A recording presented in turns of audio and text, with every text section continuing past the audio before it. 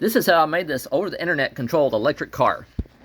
This is a motor controller. I was using the L298N, but this is a different one. And the 12-volt battery sends electrons from the negative through this wire into here. And this ESP32 circuit board that costs around $5 on Amazon has Wi-Fi built into it, and it can communicate with my website over the internet. So this sends pulses into here to control the flow of electrons. The flow of electrons is what electricity is. It controls those and sends them out through here into this motor.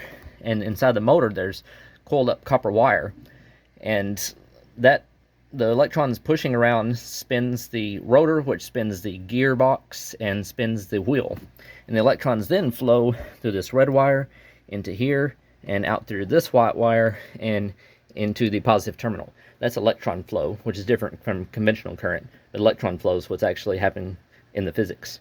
So this is a buck converter. It converts the 12 volts down to 5 volts to power the ESP32. And here's another buck converter that converts the 12 volts to around 8 volts so that it can power this servo motor, which I can also control from my website over the internet.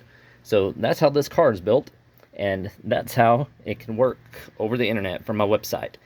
And you can check out some of my other videos where you can see it working. Thanks for watching. Please click like and subscribe.